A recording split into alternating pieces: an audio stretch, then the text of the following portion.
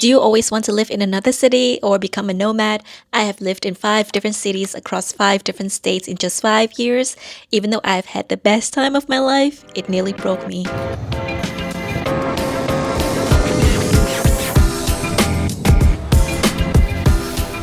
Everyone thinks this nomad life is all Instagram highlights and adventure, new restaurants, new hiking spots, and constant excitement.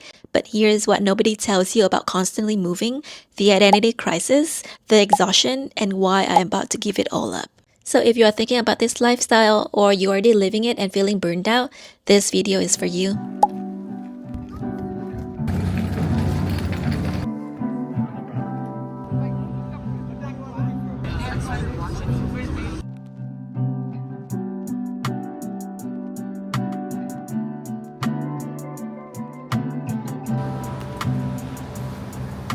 Look, I get it. My life looks pretty enviable from the outside.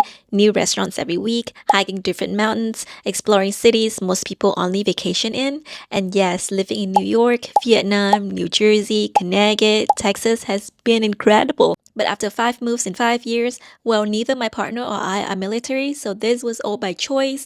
I've learned the dark side to this nomad lifestyle that no one talks about. So let me break down for you the real pros and cons of living everywhere but nowhere at once.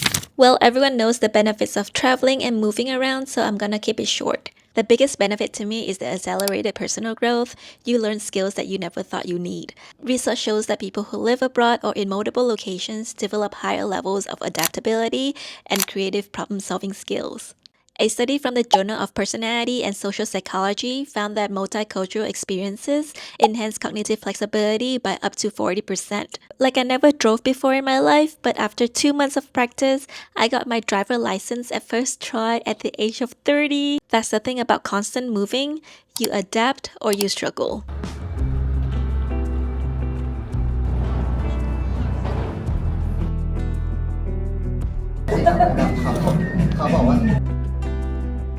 The second biggest benefit is your network becomes your net worth. Each city opens doors that you never knew existed.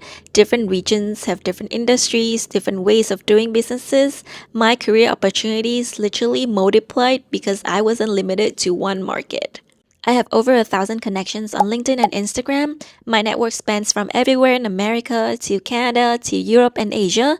And this is something I have built over the past decade of working in different countries. And this is something that I treasure for life. These aren't just numbers, they are real relationships that open doors everywhere I go.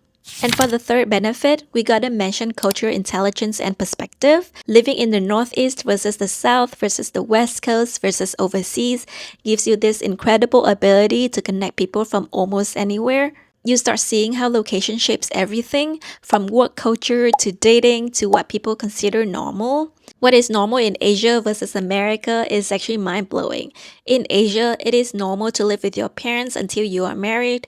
It's actually practical and expected, whereas in America, that can be seen as failure to launch. Or in Southeast Asia, motorbikes carry entire families, whereas in Texas, everyone drives massive pickup trucks alone. You start realizing that normal is just geography. But here's what it gets real and why I'm probably done with this lifestyle soon.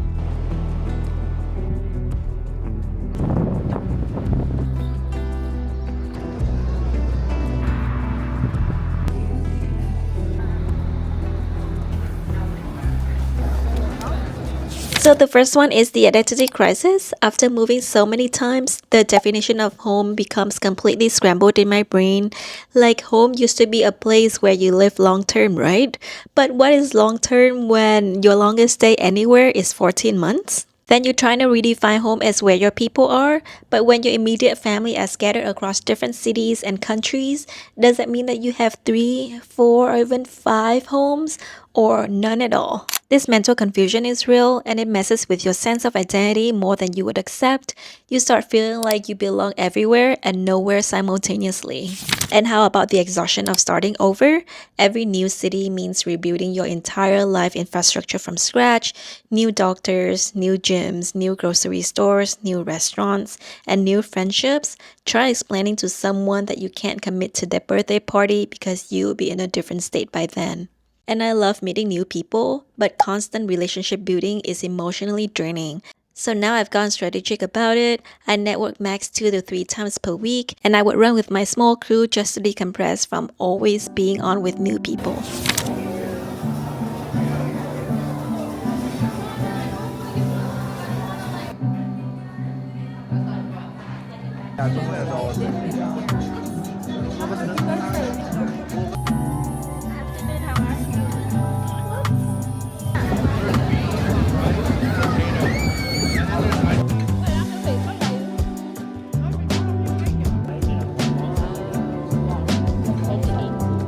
And can we talk about taxes for a second? Our tax returns were literally thick as a book. Multiple states, overseas income, different tax laws.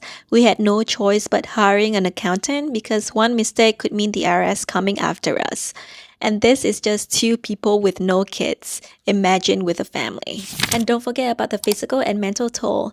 Packing and unpacking every 12 to 14 months breaks you down physically and emotionally. You start dreading it months in advance. The logistics alone, like canceling utilities, researching new neighborhoods, finding out new apartments, it becomes a part-time job on top of your actual job.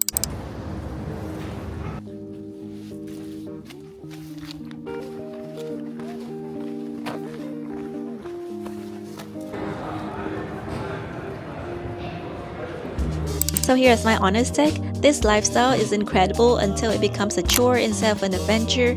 I am still very grateful that I could do this while I'm young and still flexible, but I think I'm ready to start building a long-term home with my own community. The constant motion that once felt like freedom is starting to feel like running away from something. Maybe stability, maybe deeper connections, or maybe just the comfort of which coffee shop makes your drink exactly right. So what about you? Are you someone who craves this kind of constant change? Or does the thought of moving every year give you anxiety? Let me know in the comments. And if you have done something similar, I would love to hear how you handled the downsides. And since this is probably the last time you see this Airbnb room in my videos, say goodbye to these walls that have been my home for the past few weeks. And of course, thank you so much for watching. Click the like and subscribe button below, and I'll see you in the next city, wherever that ends up being.